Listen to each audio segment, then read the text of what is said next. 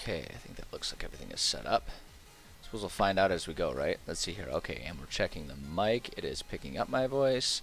It looks like my voice is beating out the music.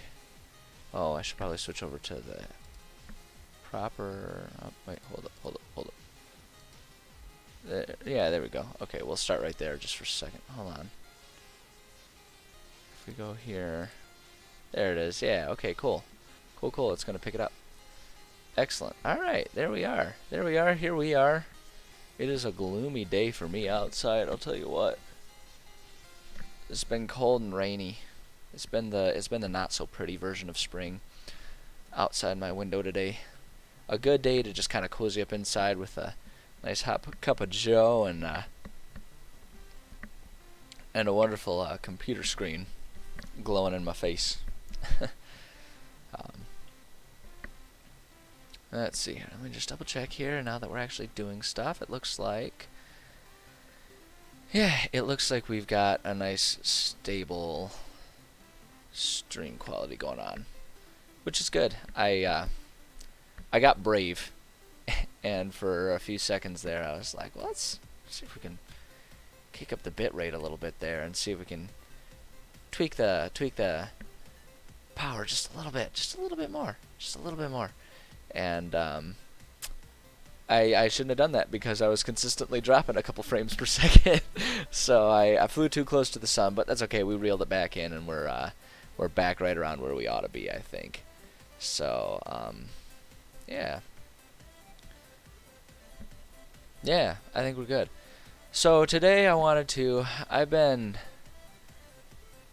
spending a lot of time, just of my own time, exploring some new tools that my computer can now handle. And one of those tools is, well, two of them really are they're called Dungeon Draft and then Wonder Draft.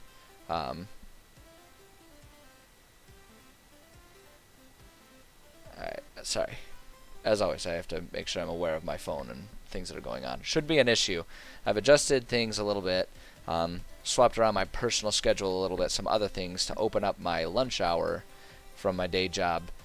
So that way it's not even just a matter of, I can be sitting here streaming and stuff because I don't have any projects or something going on at work. So that way it's like guaranteed that unless I'm on the road doing something for work, I can sit down and we can stream and we will have at least an hour uninterrupted. Contractually, my employers are obligated to give me that hour of 100%, uninterrupted time off. So we'll do that, and then we can stretch it just a little bit before and after. So we'll do that. So it's a little early, so I feel bad for some of my more consistent viewers. But I mean, this is all a learning process, and I'm trying to figure out what works best because I want to keep this going, for a long time. I'm having fun with this, and the more I think about it, the more it would be fun to see if I could make this a more semi-functional part of my life as opposed to just being a hobby. But I don't know, that's future stuff. Anyway, like I was saying, I've been using Wonder Draft and Dungeon Draft tools, and it's been fun using them. They have been they're very useful, cohesive tools that I very much enjoy. I've been having a lot of fun with them, and I'm excited about figuring out how to use the things that I create in these two programs, just kind of seamlessly putting them into Foundry. We did give Foundry a shot. We gave it a shot this weekend. One of my groups and we tried using Foundry, and we ran into some technological issues. And so I need to spend some time troubleshooting that. But if we, the main thing, the issue is just that they couldn't connect to my computer as a server, and I suspect it's having to do with various VPN and firewall systems that I have set up, exactly to prevent people from connecting to my computer. Like, that's the whole point of it. So they're doing their job, but now I need to goof around with them to try and figure out how to let some people in. People that I invite in. It's like if I've set up a couple guard dogs in front of my house, they've been doing an excellent job of stopping intruders.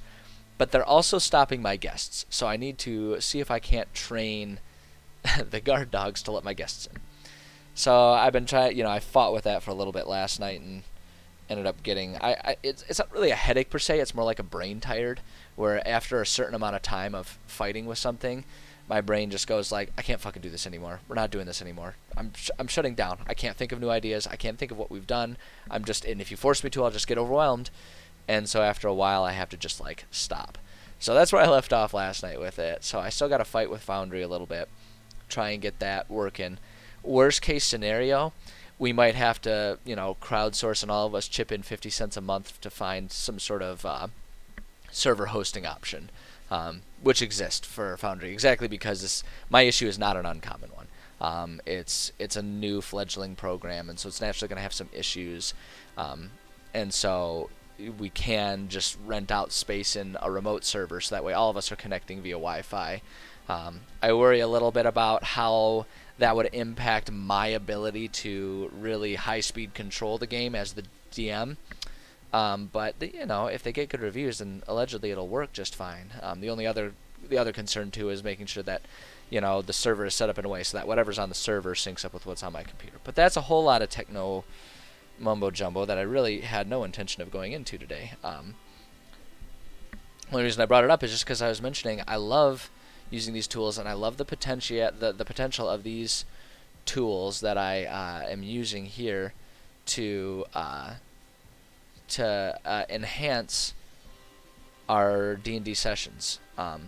So what I wanted to do today, I've been feeling a little bit of brain fatigue when it comes to trying to work on the specific area that I've been working on for a long time. So I'm kind of sidestepping that because a lot of it is just in place well enough that really the bus can drive itself as far as a session goes. I don't need to do anything. I've got a session this weekend. I need to make a little bit of a pirate ship map just to have on hand, so that way if my players, while they're out sailing, get themselves into some doo-doo cockapoo situations, we can play around with the the game board and everything. But that's a quick project that I'll take care of closer to the day. Today what I want to do is I just kind of want to have some fun mapping out regions in my big giant world here. So I have, as you can see, recreated my Zaoria entire world map in Wonderdraft here. It's not exactly right because I had to redraw it all by hand. So it's not exactly 100% exact how I had it, but the important parts are in place. The important landmarks are still in place. And the other important thing is I did something that I am normally very garbage at, and I managed to play around with some actual artistry here, and I managed to get some decent shading and stuff going on with all of the land masses here to make them look. It looks like a well-made map. I mean, for my standards, from what I would expect out of myself, this looks pretty good. From professional cartography standards, it looks like garbage. But from my personal standards, this looks good. So what I want to do is I just kind of want to play around here. I want to add a few more things. I've changed the scale of the grid a little bit. So when I'm using my hex system that I always use, it's bigger hexes so that there's more landmass covered by a single hex, which I don't have a problem with. Because when I think about it, it was fun to have everything broken down as much as possible. But I've been thinking more and more lately that when it comes to writing projects and world building projects, that I want to I want to kind of broaden the scope of what any given campaign that I make can offer. And what I mean by that is I want to see if I can challenge myself to have this entire map and each one of these hexes be a roughly maybe 10 level spanning campaign. Maybe not an entire campaign, an entire level 1 to level 20 campaign within each hex, because that would get a little cramped. But I want to see if I can challenge myself to, make a couple campaigns per year, right? So that I can eventually, over a very long period of time, obviously with this, but eventually kind of create a very full, very rich, very usable fantasy map is what I want to do, where it's like players can just they can just Skyrim it if they want to. They can just be no name guard that was, that just was kicked out of the force or something like that. The force. um, it's a weird way to think about guards, but they were just like kind of kicked out of the force, and they're just like they're homeless, got no direction. They can do whatever they want, and they can just pick a place to go and just find themselves in the middle of some big giant world changing event is what I want to do. Like, that's just my daydream, my fantasy. And part of me thinks it'd be really cool. Let's see. Here I am, dribbling coffee all over my mouse. That's disgusting. God, I am just disgusting. And I'm also too honest for my own good, because you didn't see that. I didn't need to call attention to it, but I did. I did, because I'm honest, okay? I don't want to lie to you. Fuck, man. But yeah, that's just kind of what my fantasy is, and I've been kind of trying to think about that a little bit more, and think about, to what end am I creating all of this world? To what end am I trying to make what I'm making here? And I feel like that's kind of ultimately what I'm working towards. I don't know if I will ever find success publishing anything like this. But even if I just end up releasing all of my notes for free, on my deathbed 800 years from now, as medical technology continues and we all virtually live forever, whenever it comes to pass, like I want to be able to have sort of like this rich tapestry of just fantasy world for people to play in, is what I want to create. It's like I find the worlds, of Middle Earth, like I find Tolkien, I find Terry Brooks, I find all of them that have created these extremely rich worlds, just so inspiring. And I want to, pursue that if I can. I want to be, like, I don't suspect I will ever be regarded to the same degree that, those historic greats are. I'm no writer, but golly, if I could have my name mentioned in some people's circles in terms of like, what world do we want to play our next game in? Like, boy, would that be a hell of a legacy to leave behind, Just like, the Gygaxian level legacy to leave behind. That would be awesome. That'd be awesome. So it's with that kind of perspective in my head that I'm really wanting to sort of expand my lenses for each individual hex a little bit, so that way I can make any given campaign a bit more far-reaching. And so kind of what that means is, so to bring it into what we've been working on, we've been working with the island there, and that's been, oops, no, I gotta remember my key commands here, and that's like all of that is taking place around the city of Bepimat. And Bepimat has historically been in a separate hex from the island here, and this is the island we've been working on. But now they're all in one big hex, and so I kind of want to broaden my lens a little bit to take what I made on that island, maybe reposition a few things, and fill up this whole area with a bunch of quests and everything to sort of create one big, like I say, maybe 10, maybe 15 if I'm feeling inspired. We do have a big city, so there's a lot we can put in there. Make one big campaign in here. And I have some ideas on how I can make that cohesive, especially when we're talking about traveling various distances within here, and all that jazz.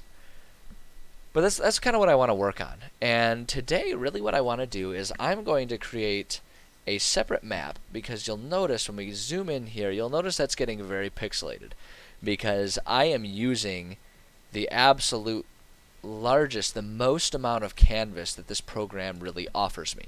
Like, this is the biggest canvas that I can create in this program, and I'm using all of it. But the problem is, obviously, because that's the largest size canvas that they'll offer me, to zoom in to the scale that I want, and you can see my scale over here, right? It's miles because I'm a dirty American. But each hex spans maybe about 400 miles, which, to offer a bit of perspective on the size of that, this is huge. This is a worldwide, this is a world-sized thing that I'm doing. This isn't just like a country-sized world. Like, this is a full world. To give you some perspective, I have some friends that live approximately 500 miles away from me. Approximately. Granted, it's not 500 miles as the crow flies. It's 500 miles doing a little bit of winding as I drive around, right? So it's not as the crow flies, which changes things a little bit. But to give you an idea, 500 miles driving in my car on freeways, granted there's speed limits there. We're not talking like full blown, speeding down the road in your Ferrari autobahns here, but on the freeways in America, which you can move at a pretty good clip. You can get yourself moving as long as you're being safe about it. You can get moving, and cops aren't going to pull you over. I mean, we can make arguments about they might still pull you over based on your demographic, but we're not going to delve into that today. I don't have the energy to enter that rant. nor do I have the audience for it. This isn't a what's wrong with America. This isn't a what's wrong with America podcast or anything like that. This is me creating a world and sharing it for people, and sometimes playing video games and sharing that with people as well. But at any rate, driving about 500 miles for me, a little more, driving in my car, that's like a full day activity. That's about an 8-hour drive. If I'm going quick, minimizing my stops on the way, I can get that down to 7.5 hours. If I'm taking my time, 8.5, 9 hours. But yeah, 500 miles is about an 8-hour drive. And so the idea here with these being 400 miles with this hex, so the concept here is, it would take, hold on, here we go. It would take all day, essentially, the idea that I have is it would take all day to go from, the northern to the southern barrier of one of these hexes. Driving it would take that. So it would take presumably 2 to 3 days to travel across a hex.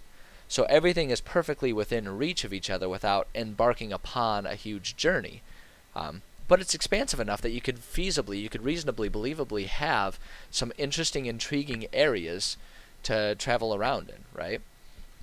So that's the scale we're working on here.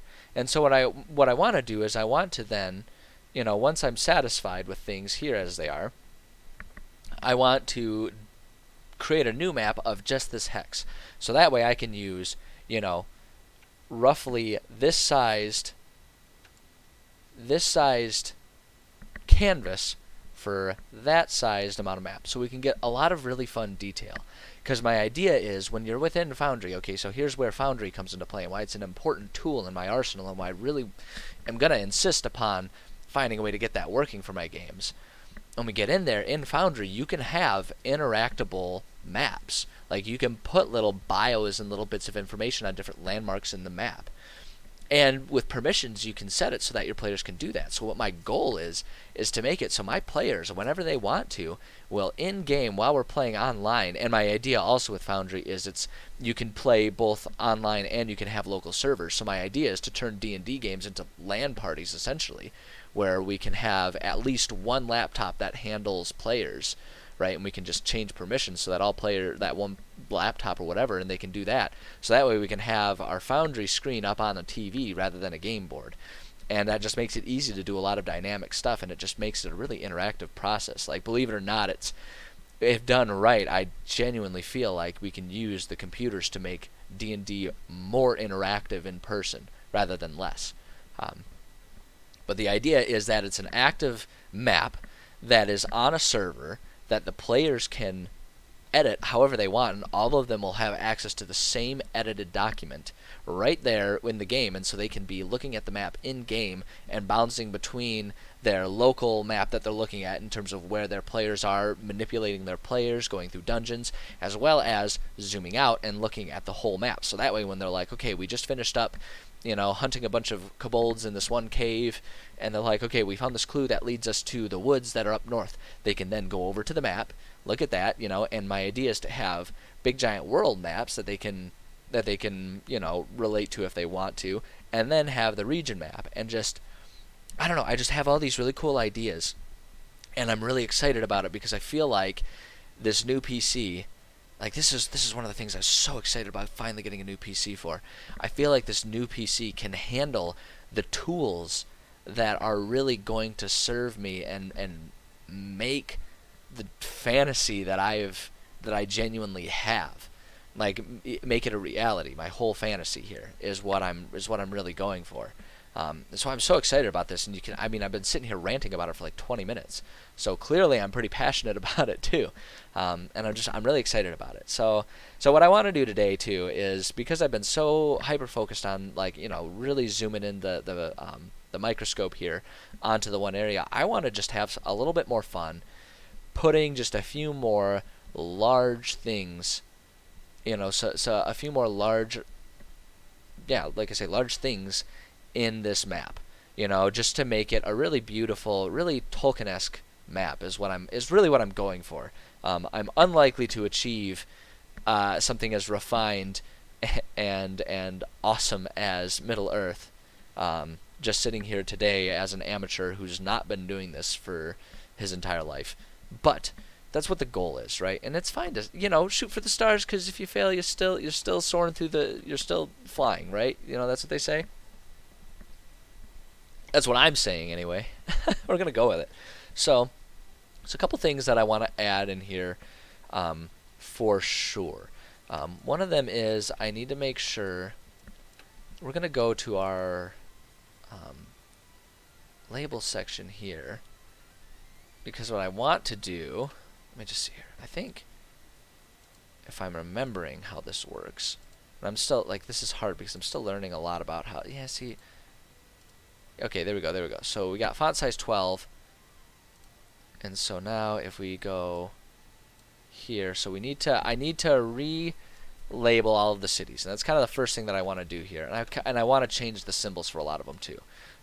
Because I had originally kind of chucked them down, not really thinking too much about the appearance of any of them. And I want to, I don't know, I want to do something different, I guess. It's like, that's what I'm getting at here. So I'm going to grab this little guy here, and we're going to change that. One thing, okay, and I think it should keep you guys on the map. I think I've learned enough about how to frickin' stream here that I can actually do that. Yeah, there we go. Just so that way, and the reason that I insist upon that is less about privacy or anything like that. I'm not interesting enough. My life isn't exciting enough or interesting enough for anyone to want to steal anything of mine. But I do I do want to make sure that I don't stutter the stream too much by having too much happening on screen at once, and so it helps to just have it focused on there. But it looks like it's holding up you guys on the map there while I pull up the old map.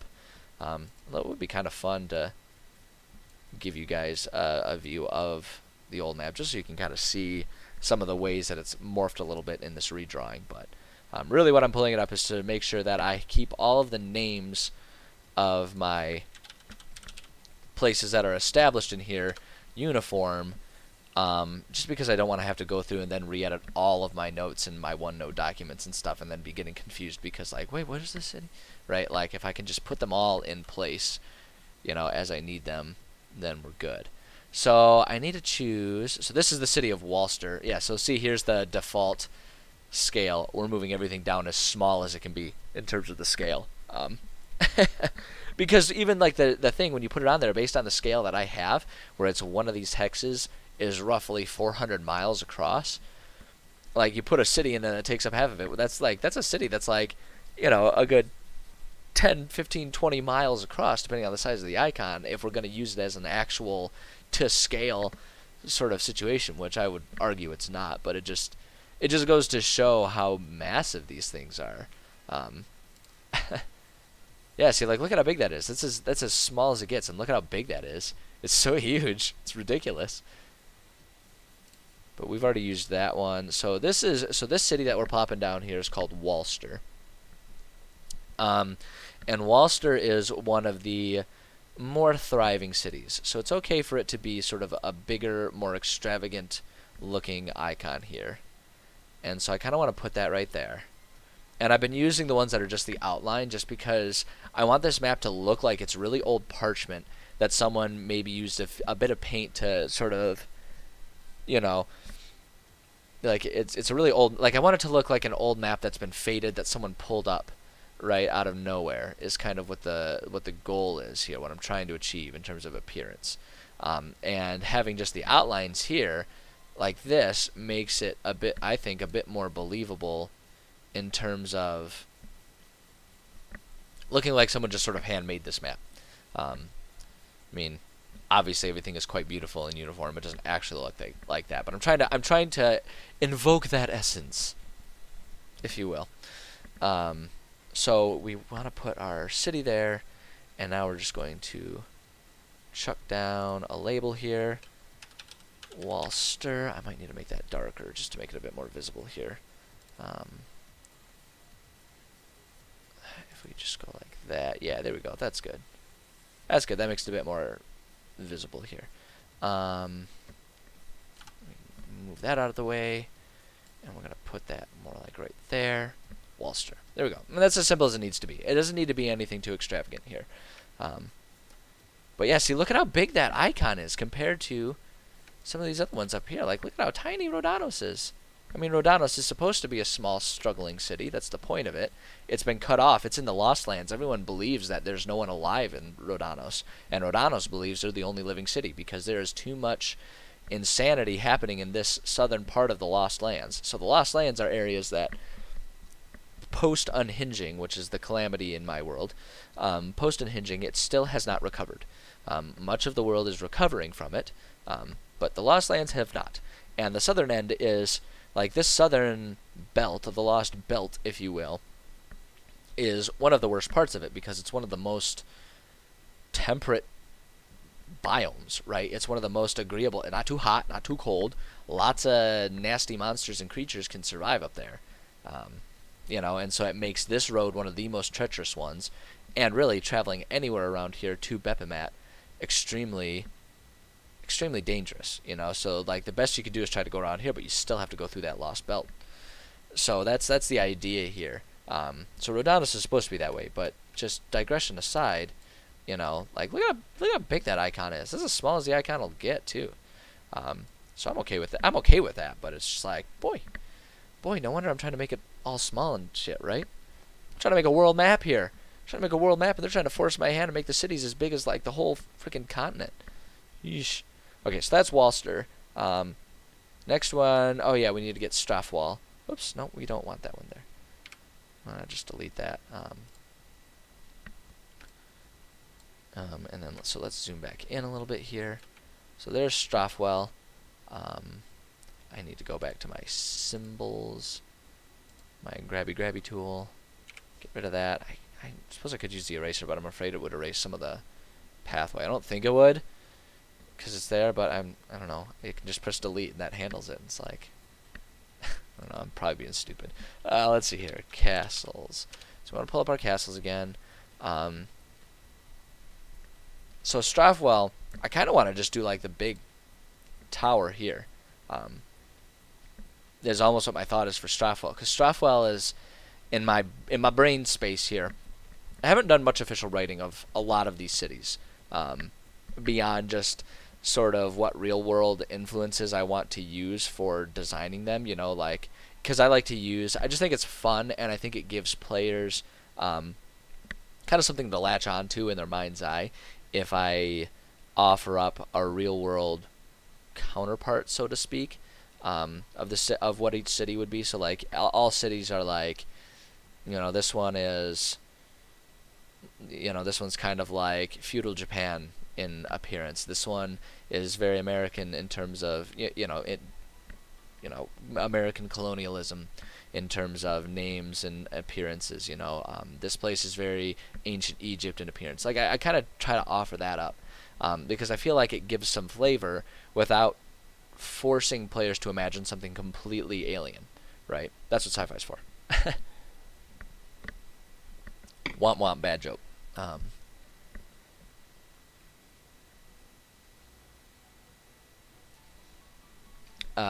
Sorry. That wasn't work. That was me trying to pay attention.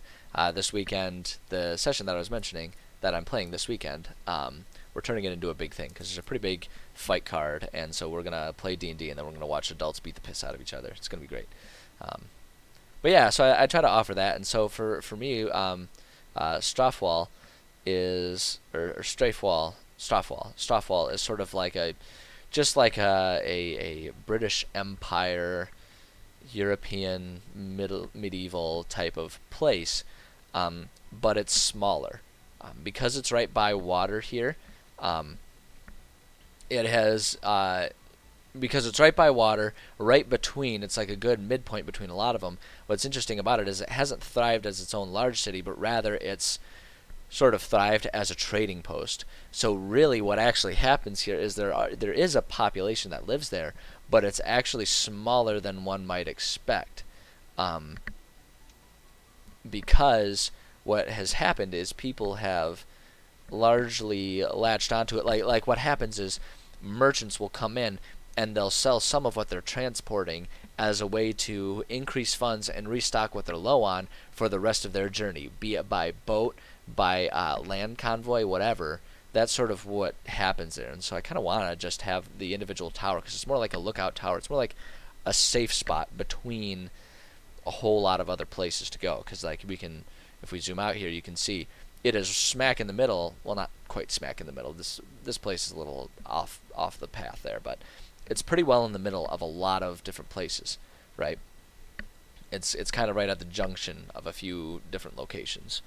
So that's kind of what's going on with that city, and so that's why I want that one to be a tower. And so we need to, let me just check, make sure I'm remembering how to spell it right. Strafwall. Okay, so we can zoom ourselves back in here. Over. Let's grab our label tool. Put a label here. Strafwall. There we go. Gosh, yeah. See, it's so pixelated. I definitely need to do like unique regional ones. And so we're just gonna stylize this a little bit here. I like kind of offering a little bit of stylization in terms of like, how would someone, if they were handwriting this, how would they position this so that way it wasn't too interfering with the map itself to name it. So it's like I like to put things on a little bit of an angle. I like to have, you know, the labels of the mountains follow the curvature of the mountains, kind of. I don't know. I just think that's fun, right? It's just kind of fun. It's kind of fun to think about it from that perspective. Like I say, it adds a lot of flavor, and no one would look at this and be like, "Oh, did you draw that by hand?" But it's like if I can sort of, whoops. My bad. My B. You go back. Yeah, there we go. This is what I wanted to do. But if I can evoke that sort of feeling about it, then that'd be great. So this one's called, what is it called? Königsheim? Königsheim? How did I spell it? Königsheim. Very, see now this one is just, whoops. I always do that. Oh hey, thanks for the follow there. Hot ice. Ooh, yikes. Hot ice. That sounds confusing and upsetting. Or maybe comfortable, you know, like icy hot. You're just like, hot ice. It goes the opposite direction, right? I don't know. At any rate, thank you for the follow. I appreciate that. That means a lot. But let's see here. So we need to first off change our label here. Or not our label, our symbol. Our symbol. It's different than a label. Get the fuck out of there. All right. Let's go to the castle. I really want to just throw in some of these things on the map just for the sake of decoration, but I'm gonna save that for last because I don't want to overclutter the map with goofy shit and run out of room for all of the actual things that I'm trying to create here. But God, I want to put like everything there. But it's like, you know, these things like these dragons and stuff that are here are gonna be really fun to just kind of plop down in remote areas, so I can just sort of, you know, invoke the sense of like, they knew there was some kind of dragon up here, and then that can be like part of the interactive parts of it. What software is this? This is Wonderdraft that I'm using.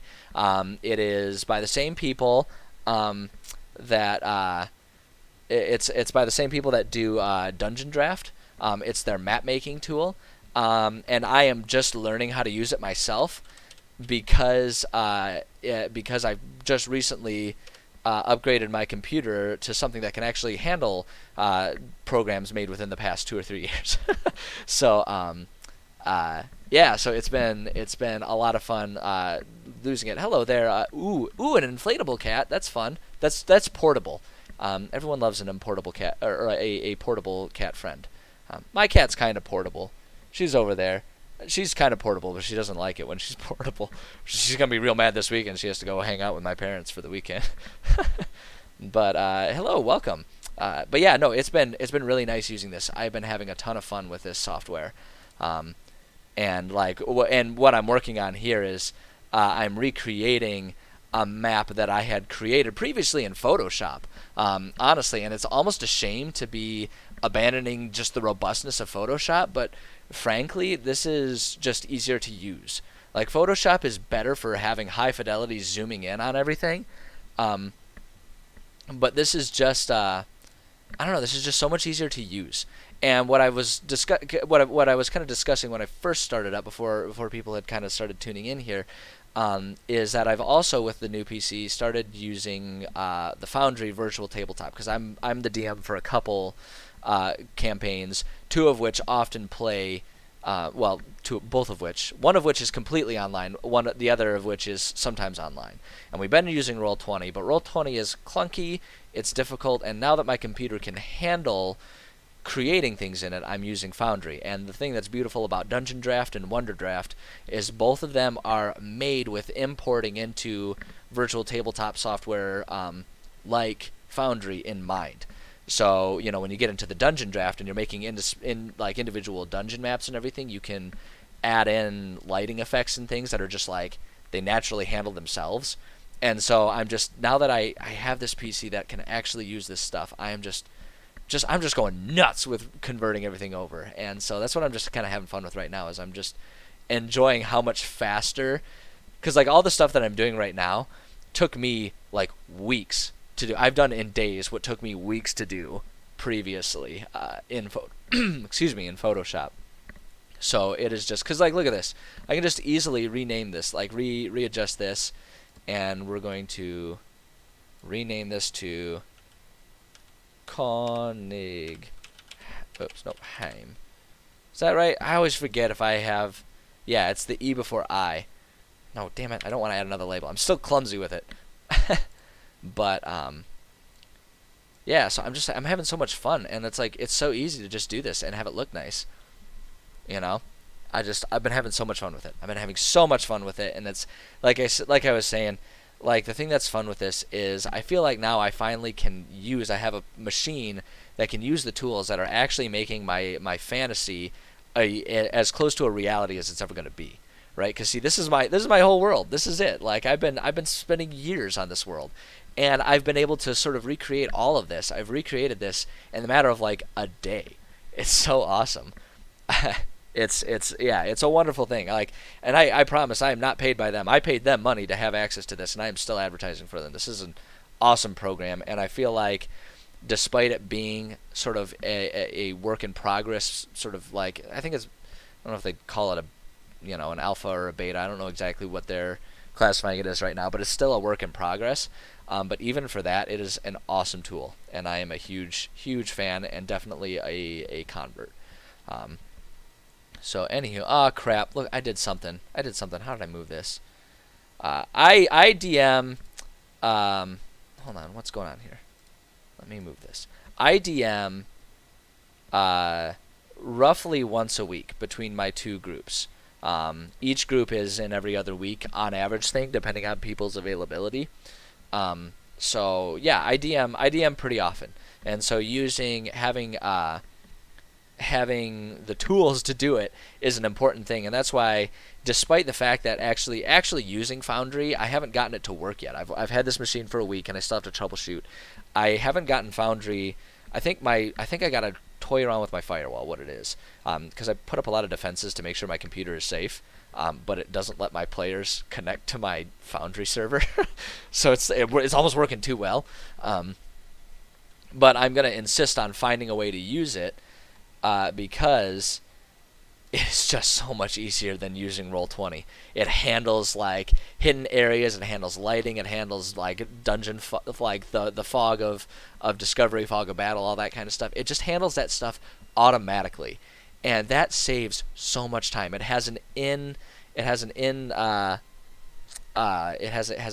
program combat tracker. It lets players roll their dice. It has like clickable actions for players to just do what they want to do, and it just like, oh gosh, it's so cohesive that I'm gonna insist on figuring it out. So for Foundry, you do need a dedicated server. The baseline is that it will use your computer as that server. Whoever the DM is, whoever's using the program, you set it up so that you're basically the server and everyone taps into you. But like I say, my firewall, my VPN and all that kind of stuff, I've set it up intentionally in ways so that it's like, no one can connect to my computer. Why would I let anyone connect to my computer? It's a personal computer. It's not like I need someone to remote in for work access or anything like that. I don't want anyone in, except now that I want people in. And so I have to figure it out. So I have to toy around with a few settings to try and figure it out. Like I'm trying to set up port forwarding, all that kind of crap, set up exceptions for specific IPSs and everything for people to come in, and it's probably going to end up requiring that. They do have there are companies, there are services that will that will provide an online server that I basically upload my game to when we're playing. They act as the server for everyone else to tap into, and I still control it, but we control it online. And then, when we're done, it closes out that specific server instance, so to speak. Basically, it's a dedicated server to treat it like it's an online game rather than my computer hosting it. So it's they have those, and we might resort to those. I'm just avoiding it because they're not free. They're not free, and I'm cheap. But I mean, it's not that bad. If we just crowdsource it for all my groups, it would be like 50 cents a month per people. So it's like, with all my players, if all of them just offered to pay for a month, we could do that. But I don't know. I'm not giving up on using my machine yet. I'm stubborn enough that we're gonna keep trying, because boy, my machine it's a good machine to use to do that kind of stuff with. It just is protected. All right, so the next city here that I need to do, let me double check. Right, that's right. So whoops, dang it, I always do that. I keep clicking back into it on the map. So I accidentally placed things that I don't want placed. So this is Pergonian. So we're gonna go back to castle. Back to the castles.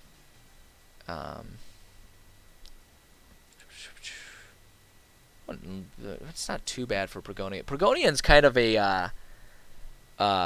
like a Rohan-esque place where it's more like just sprawling fields and stuff, so I don't really want to do a big castle here, but I don't think the default, I need to download. So one of the things that's also cool about Wonder Draft and Dungeon Draft is it's like open source, so people can create their own assets and then upload them, and there's a lot of people who provided a lot of really cool free assets, but I have yet to delve into any of that. I'm trying to just learn how to use it with the default assets. I'm trying to not overwhelm myself too much.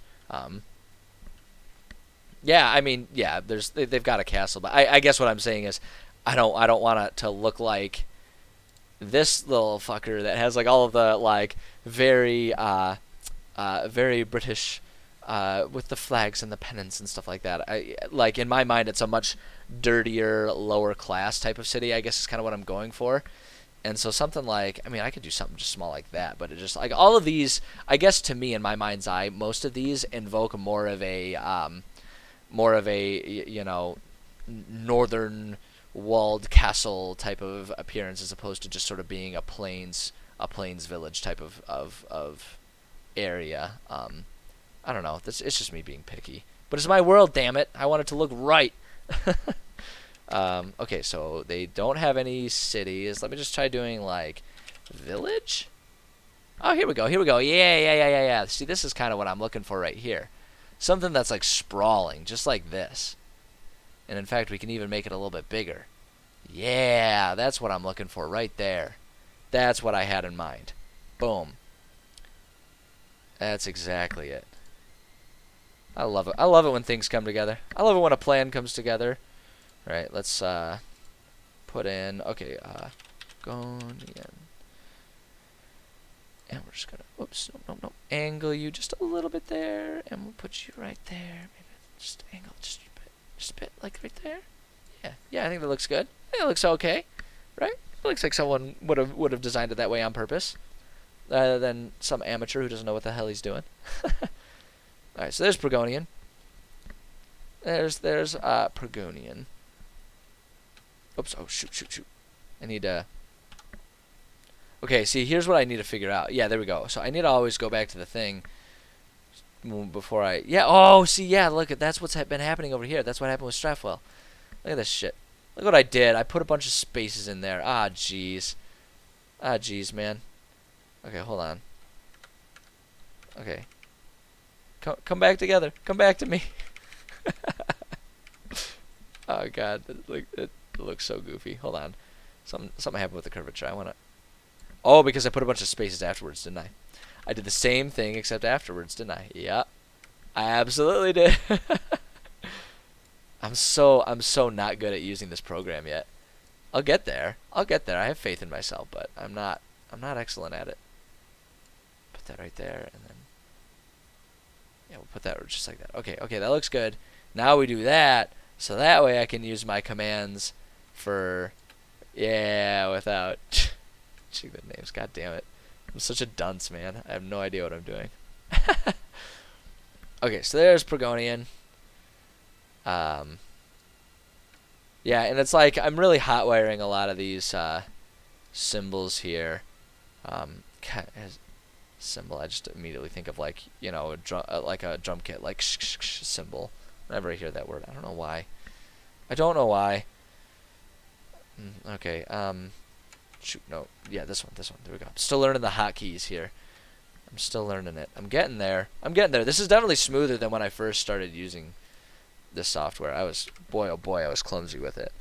Okay, so now this village here, what is this one called again? Muffafetting? Yeah, that's Muffafetting, which definitely has like a very much like, this is definitely inspired as a, you know, like African Serengeti type of village type of location here. So I'm gonna pull up the village ones again, because that's definitely the feeling that I want to invoke here for this place. So we're going to plop that right there. Yeah, like that's definitely the feeling that it has here. It's not like it's a city in terms of population size and everything within the lore of this area, but it's not a city that has a castle. You know, that's not how it's structured. It's not practical for the lives that these people live. So then let's add our label here. We're going to put it over top. Whoops. I want to do that. Muffafetting. And then we want to match our curvature just a smidge. Just a smidge. Boop. There we go. Alright, there we go. Quick and easy. And then we go here, so that way when I'm, you know, zoom ins and stuff, I don't accidentally change it. Alright. So now we've just got all of these ones over here. So this is kind of like the most populated area of this world. So I want to... Okay, which one was this one again? I have actually, despite it being the most populated part of my world, I actually haven't done much with that, just because for me that's actually like, it's almost less interesting to write that stuff, because it's like it all ends up being very like people politics oriented, which I really like. I'm really fascinated by those types of stories and those types of encounters, but neither of my groups are into that. My groups are much more classic dungeon crawl type of groups, where they like to explore, they like to find treasure, they like to learn new spells, they like to find weapons, they like to fight. That's what they like to do. So I haven't spent much time actually writing stuff in here, because I've spent most of my time. I always spend most of my time catering to what my groups are after, and it doesn't really bother me, because it's all fun stuff for me to create.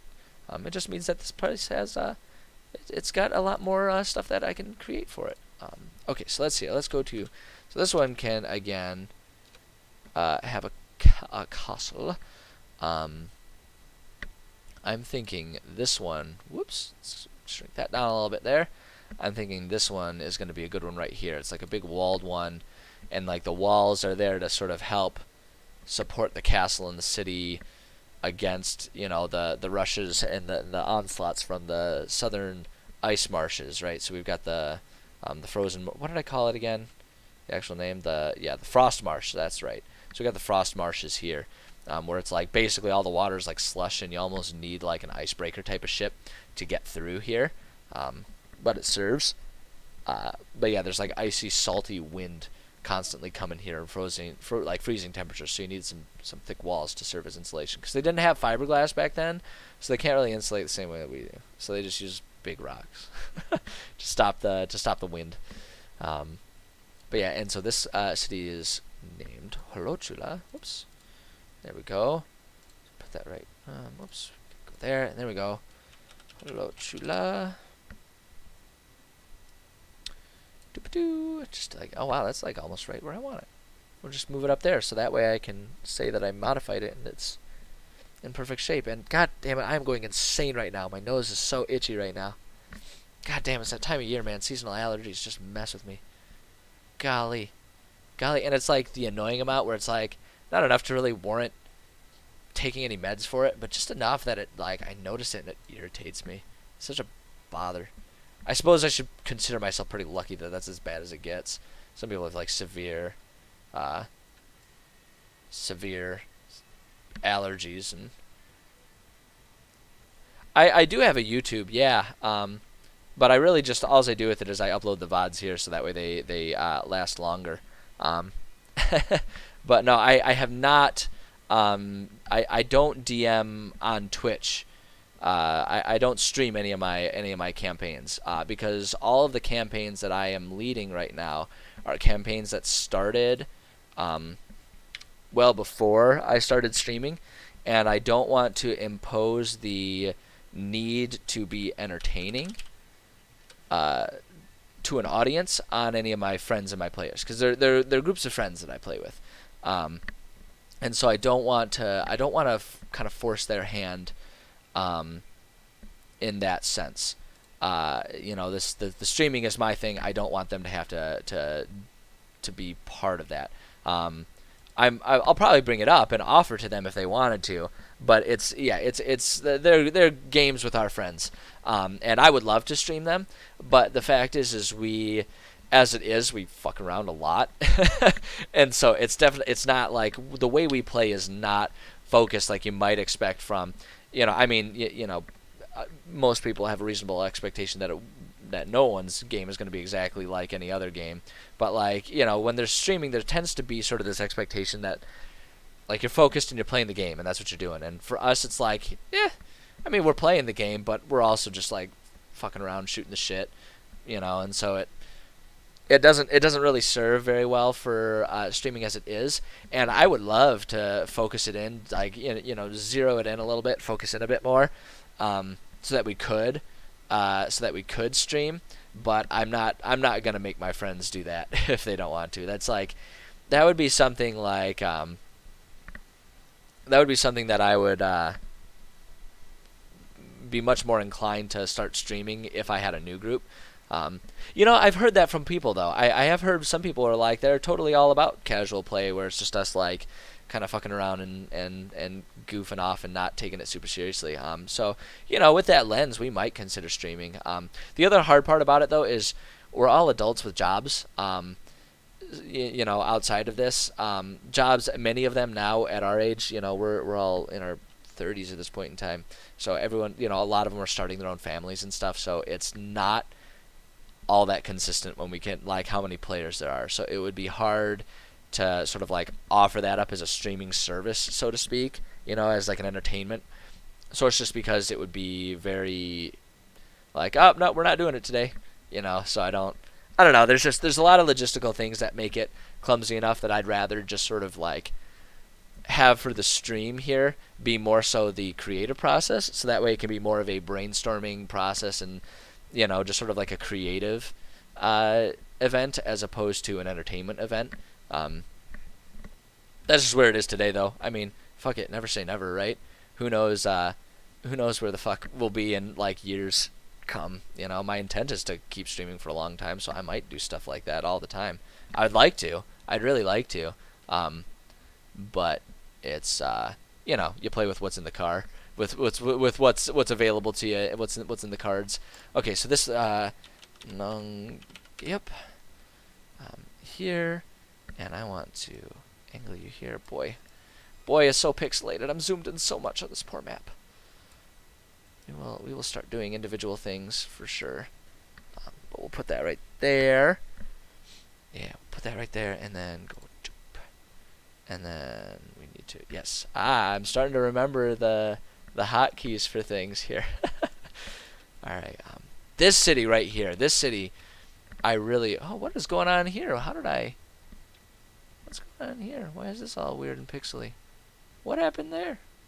Oh, I know exactly what happened there. Hold on. I can change this. I can fix this. There it is. Haha. Yeah. When I was roughening up the edges here for our ocean boundaries, I accidentally must have kind of come in with the lowering the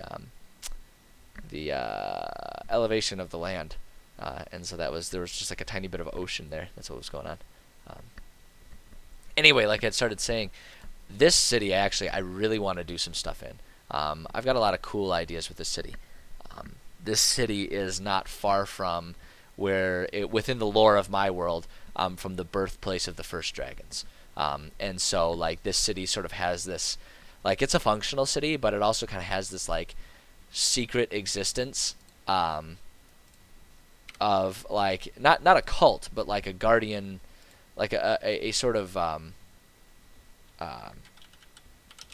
like a guardian order, like a protective order of the dragon, that is like it's an order that's pretty much entirely run by the Dragonborn, and it just I don't know. There's just I've brainstormed, I've brainstormed so many cool stories and ideas and so many parts of really interesting history and lore, and I really want to explore this a little bit to the point that I have definitely planted seeds in my groups to try and be like, hey, you should go check out this area up here. So I can do that. Can you design the castle interior with this tool? Not with explicitly this tool, but with its sister companion tool, Dungeon Draft. So like I said, there's two of them, and this one is Wonder Draft, which like I think of Wonder as in world. So this is much more like overworld maps type stuff. But Dungeon Draft, yes, Dungeon Draft is intended to be like a battle map, like it's a battle map interactive map creator. So you can make all kinds of maps, all kinds of different sizes. So you could very easily do a castle interior, and that's actually the tool that I have been using to create my specific, like instance maps, right? My dungeon maps and everything. So with this explicit one, no. But there exists one that is, it handles very much the same as this one. It looks very much the same as this one. But it's got a few, like basically what it is it snaps everything to a grid by default, as opposed to this one, which is much more freeform. And like the grid that you see here is just a grid that I overlaid over top of it, is all. So, I definitely, I definitely recommend checking them out if this is something that you're super interested in. Even you're not super interested, just kind of interested in. They're not that expensive. Both of them are like $20 to get the full software. And considering how powerful and awesome this software is, like freaking man, I feel like I'm making out like a bandit for that. It's awesome. Okay, and this city is. We're gonna get a kitty tail here in a minute. There she is. Kitty has decided that we need to warm up on my lap a little bit. I know. Hi, sweetie. You gonna say hi? Where are you, little kitty? There she is. There she is. I know. We gotta warm up. Gotta warm up. Alright, and now I gotta put the camera back. There we go. That's good. She's my assistant. My one-eyed assistant. Little goofball. Yeah, she's just gonna hang out here and watch the birds. She's, I think it's just the angle. She's actually not that big. She's just on my lap. But yeah, I'm pretty sure that's what Dungeon Draft is. That's what the cost of Dungeon Draft is, which is an absolute steal, in my mind. I mean, compared to what I'd be willing to pay for something that works as like perfectly as I love it, as this does for me and what I need, then great. Yeah, she's actually not that big of a cat. She's pretty average size for a cat. I think it's just the angle of the thing. No, the special her claim to fame is she's only got one eye. She's my little cyclops. That's why her name is Leela.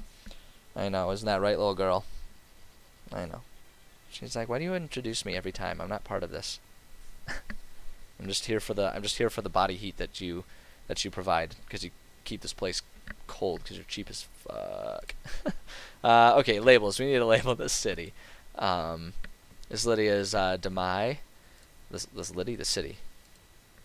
No. There it is. Boom.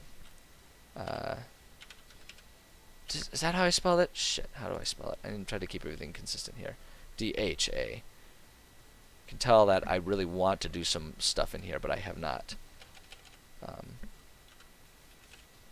H. There we go. There it is. Damai. And then let's curvature a little bit, and then I like the look of it coming in over here. Just like that.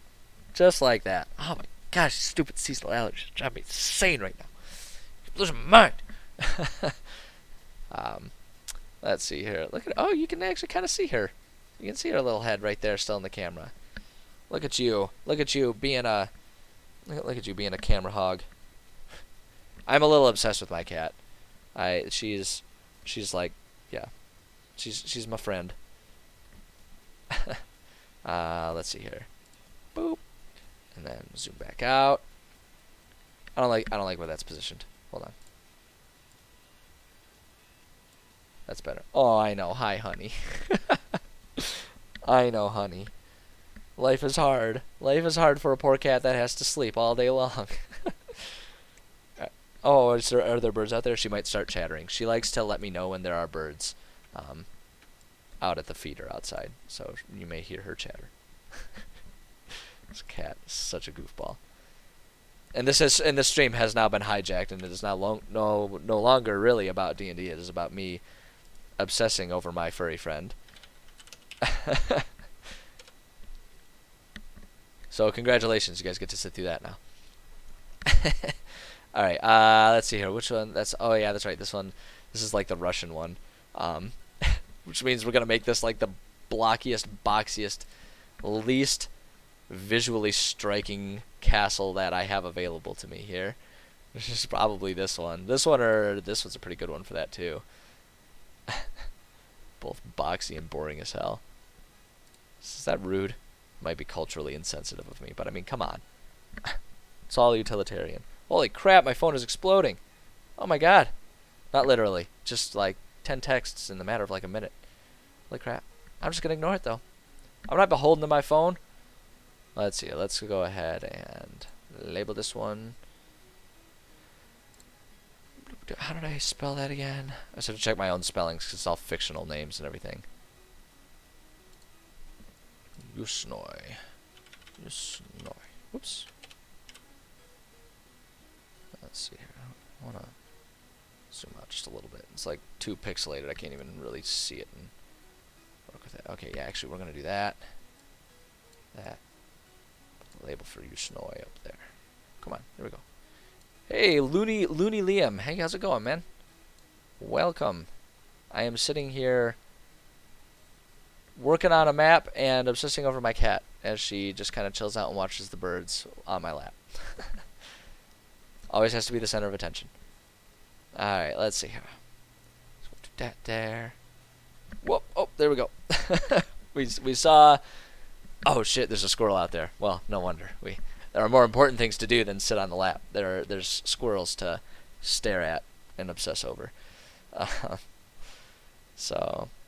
you know what? That's a fair vote. That's a fair vote, inflatable cat. Cats are awesome.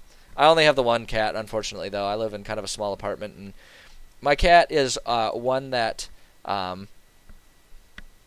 she actually had kind of a sad story until I adopted her. She spent 2 years essentially living in a cat shelter because she was so anxious and. She was like super anxious and unhappy, so she was always hiding at the shelter, and so no one like ever saw her or knew that she was there, which is just like better luck for me because she is such a sweetheart. She just needed, she just needed a house that was, or a home that was more conducive. So she's much happier these days. She's come a long way in the past year. When I first adopted her, it was like 3 months before she came out of hiding. She was such a timid and scared cat. But we've made progress, and she's now pretty outgoing. But the upshot there, the reason I'm bringing it up, is that she's very happy, and I'm hesitant to get another cat and disrupt her happiness. At least not at this point in time. I think she actually, when she goes visits my parents, she gets along with the dog, with the family dog over there very well. They're buds, which is super adorable. But I think it's easier for her to handle that because it's not her domain. She really likes being queen of the castle around here. So I wouldn't mind one of these days getting another cat, but I think it would have to be like a kitten so that she could still be in charge. 10 more cats, god damn. My landlords would not be happy about that, I'll tell you what. I think I'm capped at 2 is how many I'm allowed to have, I'm pretty sure. Yeah, one of these days I might get a friend for her, but right now, honestly, especially, I think it helps that I'm working from home, so I'm around like, oh, hey, thanks for the follow, Inflatable Cat, I appreciate that. It means a lot to me. Yeah, I think it helps her feel really comfortable as it is because I'm at home, so she's not like wanting for other creatures around. I feel like if I have to, it's looking like they might keep letting us work from home now that we've proven we can do it, and they can save money by not having to pay for office space for us. As long as I'm working from home, I think she's happy. But if I ever have to go back, that would probably push me just so that way she wasn't quite as lonely. You know what, Looney Liam, I appreciate the sentiment, and I will accept your spiritual double follow, and that means a lot to me too. Your continued support means a lot to me too. You don't have to be. I try to not operate like Comcast, where I only appreciate people who don't subscribe to my service, and tell all of the people who presently subscribe to get fucked by raising your rates or anything like that. I continue to appreciate, in my heart and soul, because there's no monetary exchange going on, because I'm not nearly good or important enough to warrant that. But you are appreciated. Yeah, there you go. Just keep doing that every time. Unfollow and follow again.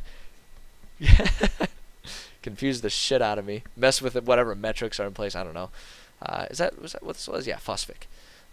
This is Fosfic, which in my mind, Fosfic is very prosperous, because in the lore, I don't like it being like perfectly center over top. It's just something about that feels wrong. So we're gonna like do that. I think. Yeah.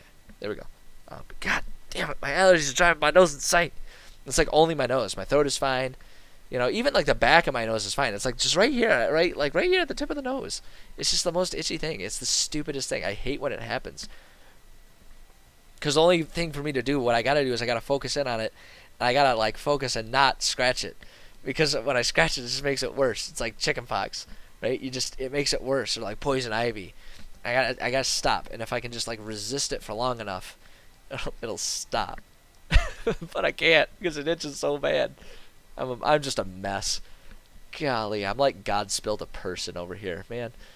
At any rate, like I was saying, Fosfic is very prosperous in my mind, because when the unhinging happened. So in my world, anyone who hasn't heard me talk about it, in my world there was a calamity sort of event called the unhinging, in which it's like all of the realms, mortal and ethereal, were like, if you imagine all of the different realms of reality are like layers in a jar of like various oil, sediment, rocks, all that kind of stuff, right? Where you can see the individual layers of like the different densities of things. The unhinging was like someone took that jar and shook it all up so that everything got all kinds of mixed and haywire. And so the world's in the process of like, things are percolating out and separating back up, into their layers. Not quite there, but getting there. But when that happened, basically what it is is all of the oops. There we go. Here we go. Here's our full world. All of the cities here. You can't really see them when we're zoomed out this much, but all of the main cities here. Those are basically the only cities that survived because they were the largest cities that were the best fortified or best defended to handle all of the weird, bizarro magic bullshit that was going on. And so, like, it went from being, like Konigheim being here, like the Dwarven city, and different places being like much more. I don't want to say segregated because like I try to avoid having that stuff in my world. I like to sort of have the concept of people not being racist in my world because it's what I prefer the real world is, and I just think it's a happier place to exist. I want my fantasy world to be a happy place, and for it to really adhere to the idea that the people that would be dickheads in the real world, like racists and stuff, are dickheads in the game too. So like I don't want to say segregated, but more so. Maybe monotone is the better term in terms of like which fictional races existed there. Be it elves, be it hobbits, well, halflings in the D&D world, gnomes, dwarves, what have you. But then when all of that happened, like basically everyone just sort of ran to the nearest major city center, and so they became much more varied in terms of who and what was there. But that said, there were still, there's still large populations. Like there are definitely dominant populations, dominant demographics, and everything. So the reason I bring it up is because Fusvik here, this city, zooming in, is very prosperous because basically the entirety of the elven, the entirety of the elven populations lived within the Themidel Wood here. And they had their own networks to cross the river between their cities. But the whole Themdel Wood was dotted with various elven cities and existences. And so when the unhinging happened, the elves over here fled to Konigheim, and the elves over here fled to Kosvik, or Fosvik, excuse me. And so this has a very elven population, and like this area had much more of the well-to-do elves in it, this part of the wood here, and so they took all of their money and their resources and their skills and their education and brought it over to Fosvik, and Fosvik has benefited from that. So that's why, that is the long version of why I chose that symbol for Fosvik.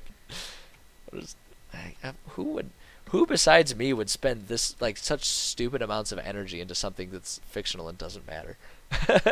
It's okay, I love it. I love this hobby. I love world building. It's so much fun. So much fun.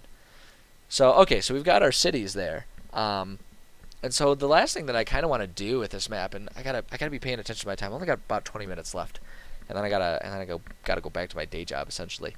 Got a bit more to do there, but for now, do I still have coffee? I do. Sorry, I had stopped drinking coffee for a while, and I couldn't remember if that was because it was out or I was just getting into what I was working on here.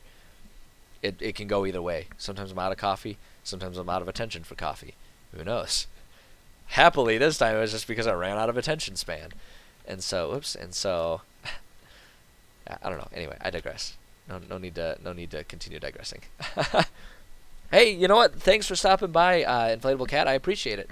Appreciate you stopping by, and yeah, we'll see you next time. I do my writing streams Mondays, Wednesdays, and Fridays, roughly around this time, sometimes a little later in the afternoon, but around these times. So if you wanna catch up with more writing, you can do that. I also do game streams on Tuesdays and Thursdays if you want to see what I'm like sucking at video games. No offense taken if you don't want to watch that, though. I don't blame you. I barely want to watch me sucking at games. All right, so what I want to do with my 20 minutes left here is I kind of want to just add a bit more flavor with some of these symbols, right? Like I kind of want to show, just like dot the wooded areas with trees, the hilly areas like the endless hills here with like hills and stuff. I just want to spruce it up. I want to make it look good. Nice, playing some Subnautica. That's a good one. That's a solid game. Solid game, man. I appreciate that you enjoy having me as the background, man. Like that genuinely, that means a lot to me because I watch so much streaming and so many like VODs and stuff on YouTube. I watch all of that stuff as background. It's like my favorite use for these. So like I aspire to be what I enjoy, which is someone who warrants background noise. Like the fact that I'm not irritating enough that you would turn me off. Like that's I mean I appreciate that. That's quite the compliment. Oh, there's one thing that I needed to label here, and that's the desert here. Did I ever name the desert? I don't think I ever actually named the desert. No, I never named the desert here, but I kind of want the desert to be a named thing here. Oh, I know I had thought about it before. I never named it on the map, but I know I had thought about it being a desert. Ah, don't itch my nose. It makes it worse. Damn it. Son of a bitch. I kind of want to have it, like, have a name that is kind of along the lines, like, I almost want to have it, so Bepimat here is my ancient Egypt style city, and then there's the Thol Muldur Mountains, which are obviously very dwarven in influence. Oh, and I never named these mountain ranges either. I never put a label on those, but we'll get there. I kind of want to marry the two naming conventions and find some sort of like ancient Egyptian dwarf name or something. Let's see here.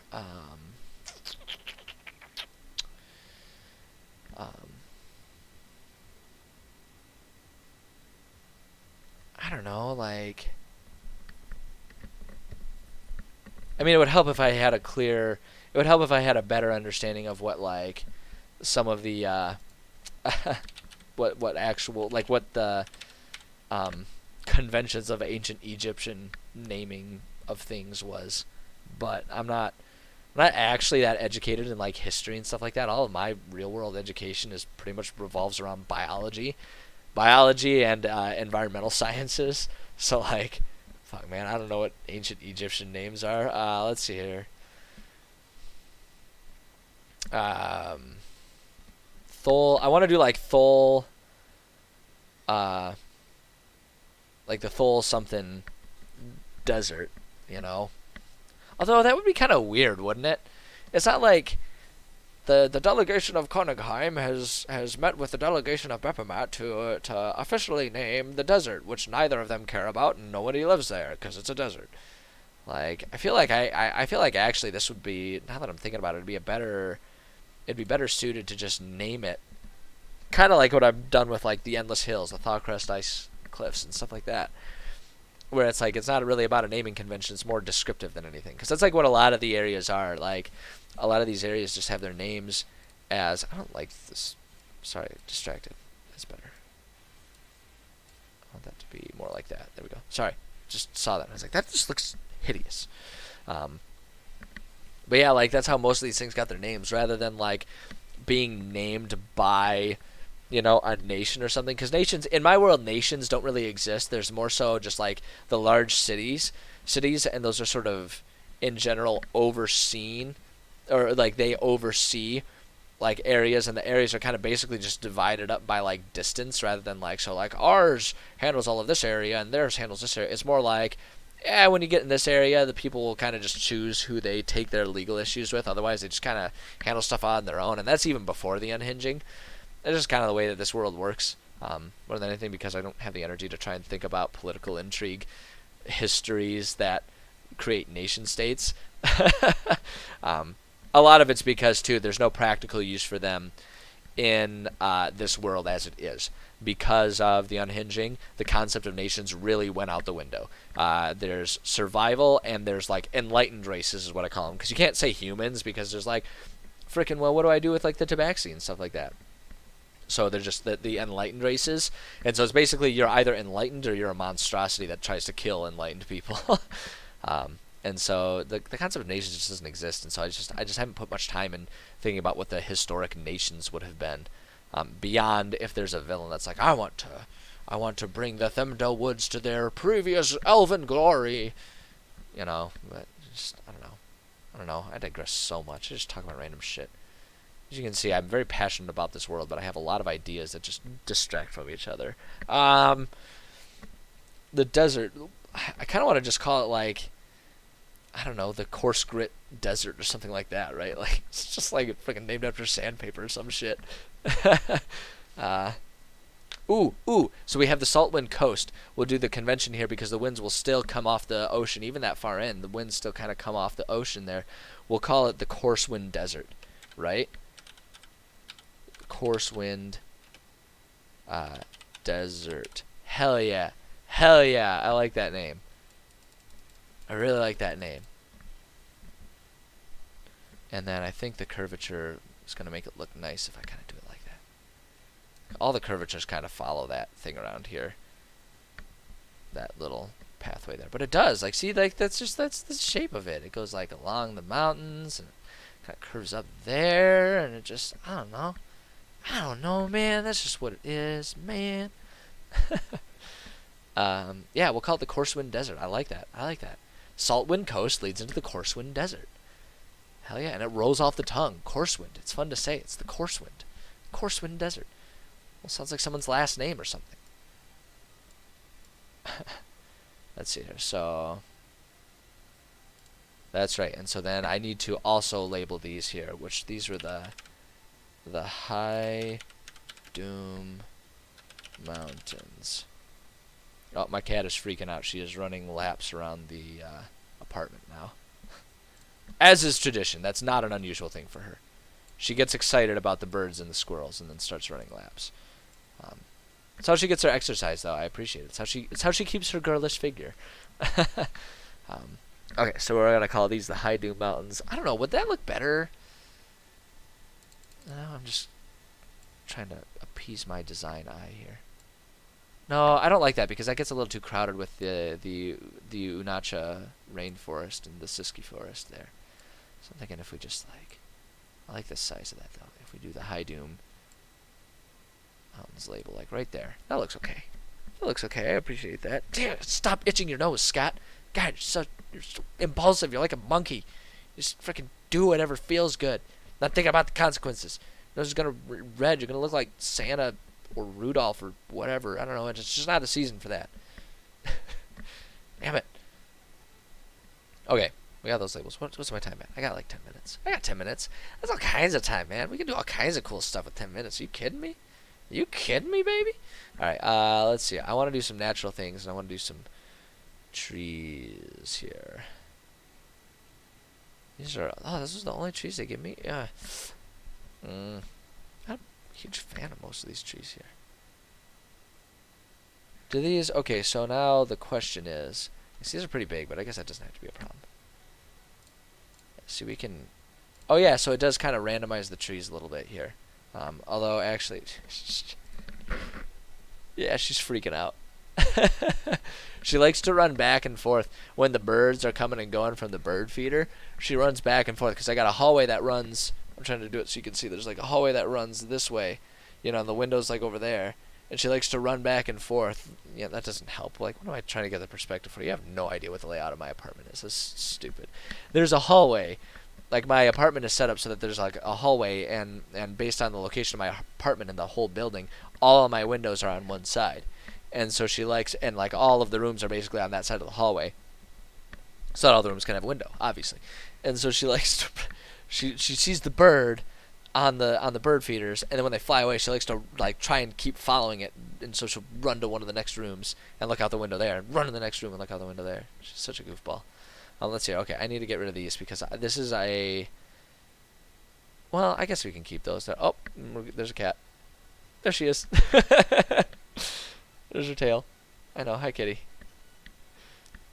She wants me to know that she's around. Just checking. She might be telling me that it's time to... She, like, genuinely will... If I've been on for a long time, she will genuinely, like... come up and like start distracting me to try and pull me away from the computer if I've been sitting at the computer for too long. She's super cute. So let's see. This is the Theminal wood here. Oh, that's getting too thick here, so I need to erase some of these things. So I really need to just like dot it around to get the type of look that I'm... Yeah, I don't like that though. I don't like the look of those trees. They're not the kind of... I feel like I need more of a coniferous look to the forest. So like... Oh, what about these? Yeah. This is kind of what I'm looking for here. Because I don't know that I want to paint it in quite that heavily, do I? Do I, though? I don't know. Like, let me try just painting it in a little bit here. Let's just try it. Let's just see what it ends up looking like here. if I do this. We'll just see, because I can erase it. I can erase it pretty easily here. So let's see, move up here. So Thimmerdale wood here. If I just like paint it in, right? Yeah, kind of like, and then thins out up there, thins out along there.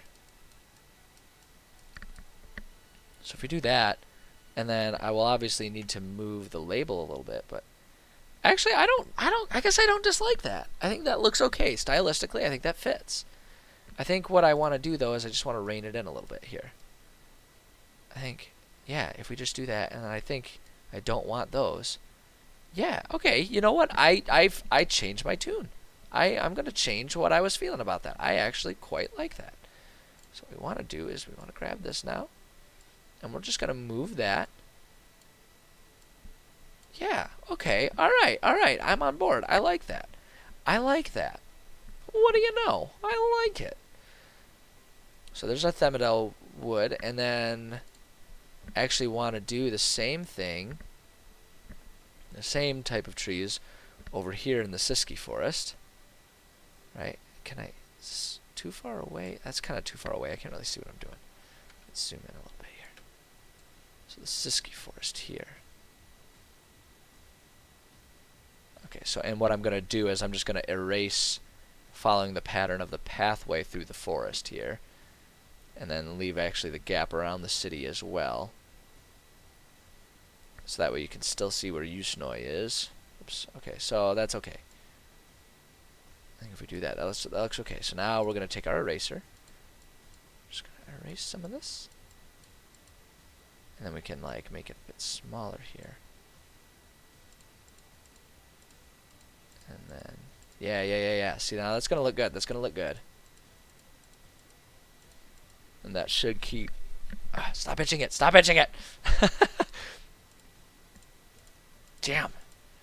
Yeah, so if we do that to make the pathway there, and then let's just zoom in and just like be very careful about placing trees in locations here that will not cover up our path too much here. See, we can do it like that to fill in and make it look like there's still a pathway, right? Or rather, still a forest, but it's not going to be distracting from our pathway here. And then, let's see, we can do like that. Paint there. Yeah, see, and we go like that. There we go, there we go. Let's put one more right there, because then I'm also going to take my eraser tool. Just erase that one and that one. So we can see Yusnoi in there. Now, okay, how are we looking? Yeah. I like that. Although I feel like I need this. Well, how do I want to do this? What do I want to do with this? I know what I want to do with this. I know how I'm going to make this look okay. Anyways, let's grab our Siskey Forest label here. Let's put that more like right there. Put that like right there. It's already kind of like nestled in there pretty nice. And then what I want to do is symbols. Let's grab our trees. Right. Trees are kind of going up along there. And the Siskey Forest here still kind of goes down along there. And that's kind of where our forest is.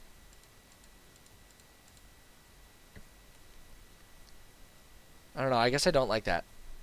I don't like where that label is. Let me try... If we put Siskey Forest up there. Is that too jarring to have it over the water? I don't think so, actually. I think that looks okay. The other option is I could take that, bend it like Beckham, and put it right there. And then actually what we'll do, here's what we'll do. I'm going to take this. Let's get rid of all that. And then let's grab the label thing again here. Let's move that right there, and we'll have the forest, make a little less curvature there. We'll have the forest just kind of follow the contour there. And so that's where our label will be. Although, wait. Still idea braining. No, because I like the forest. I kind of like the forest basically going up against the mountains there. So I'm thinking maybe if I do that, that can demonstrate that the forest really does go up to the mountains. Because I really want that to be a choke point, and like that to really be a necessary pathway. Because I kind of like the idea of Fosvik by foot being pretty isolated. So symbols, back with our trees here, right? So we go Siski Forest. Yeah. And so now we just color this all in. It's like coloring it in. Yeah. Oh, yeah. Yeah, see, that's looking good. So do that. And maybe grab a few more trees up there, just like that. Yeah. Oh, I like that. Ooh, I like that. Ooh, boy, do I like that. That looks good. That looks like what I was going for. Because now we can zoom out. Yeah, there's our Siski Forest. Ooh, yeah. Oh, baby. And actually, I want to have basically this area up here. We've got a big forest that's kind of part of the Siski Forest too. Because the idea is too, like all of these parts of lands are going to have natural areas, right? Areas that are really untouched by a whole lot of the world. And in fact, there is a small forest that kind of goes around Damai here. Damai is right on the edge of a smaller forest. I'm going to put just like right there. And we'll maybe just for the sake of stylistics have it kind of extend up to this peninsula here. Right there. Because the idea is that the birthplace of the dragons is actually in the forest in there. So the name of this one is going to be, well, I am going to name this forest here. It's going to be a smaller label. What's the name? What do I want to name this forest? I actually haven't ever thought of this before. See, like, this is the fun stuff about doing this stuff. You actually come up with different lore and stuff to add. How many times can I say the word stuff in one sentence?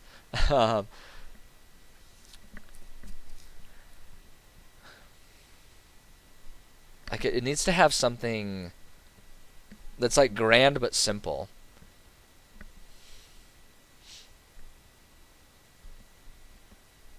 I kind of want to almost call it like Dragonwood Forest or something like that, because that's like where the birthplace of the dragons were, right? Dragonwood Forest. We're going to shrink that down quite a bit here.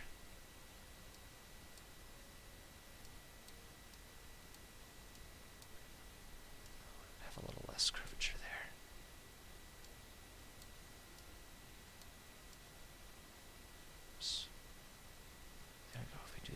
If we do that and then just take our trees again, and then just for the sake of stylistically making it a bit more pleasing to the eye. There we go. So that's the Dragonwood Forest, and Damai is just kind of like right around the periphery of it. Yeah. So then we can zoom out again. Yeah. Oh my gosh, I am already so in love with how this map is looking right now. Holy poop in a bucket. This is kind of a cool place I'm making right now. And so just for the sake of flavor, so there's a largely ignored and unpaid attention to forest that fills this area here. And so we're just going to go ahead and do that. Because the thing that's really cool also about this software is, that I really enjoy, is that I can, boom, so that way I can still look at the shape of the landmass. So that way it's going to be a lot easier for me when I'm making those smaller area maps like I was talking about at the very beginning of this stream. You know, I can like match the landmass, but then I can kind of see what's up with it. But yeah, like that looks really cool there. And then the Thawcrest Ice Cliffs don't have anything, like the whole point of those is like it's just frozen and icy there, so it's like a very taiga type of environment there. But I'm thinking we can make a nice big forest, and it'll be kind of an interesting forest here. An interesting large forest. But yeah, see, like this is something that's important to mention too. Like I say, it's like there are definitely parts of wilderness, and so there are going to be woods that are much more regional. But what I'm filling this place in with right now are like all of the big giant things. Because remember our scale, right? One of these hexes is about 400 to 500 miles across. So when we're looking at this, this is thousands of miles of forest. We're talking Amazon amounts of forest going on there. Um, Absolutely huge, absolutely huge, and so that's kind of what we're making here. And then this area also needs to be wooded up here. So what I'm going to do, I'm looking at time, and I need to be wrapping it up here. So I'm going to fill up this area with forest here. This is very much a taiga sort of biome forest here. So we're just going to fill the Lost Lands up with forest here. It's just like up here is thick, dense forest. Boy, oh boy. I wish I could have like a bigger scatterbrush or something here. I think I was actually doing better when I was doing it a bit more systematic here. But yeah, I'm looking at my time. So I'm going to finish up this forest, and then I think I got to call it a stream for today. We got a couple more minutes just for me to finish this up. Because I still got some I got life, man. As much as it pains me to admit it, I have a life outside of this, and it's depressing, man. I would live in this world and create this world for my entire life if I could. Like this is I mean, truth be told, if we want to get into like the psychology of EnviroBoy here, if we really want to get into it, this world in a lot of ways is an escape for me. When I'm having periods in my life when I'm, much more depressed and anxious about things that are going on in my life, creating this world is an escape for me. It gives me a new place to live and exist that I can be in control of. So like I say, if we want to really get into the psychology of it all, whew, that's dense. That's dense. I wish there was a thinning tool so I could just like thin out how many trees are in there, but and I might do that manually at some point in time. But what I could do? Wait, hold on. Let me just see something here. Let's just make this as small as I can. Just kind of.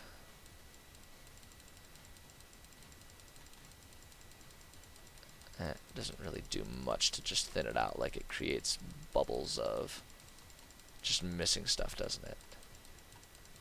Yeah, it doesn't really do what I was hoping it would do. Right, we'll fill back in here. Oops. Gotta erase that stuff there.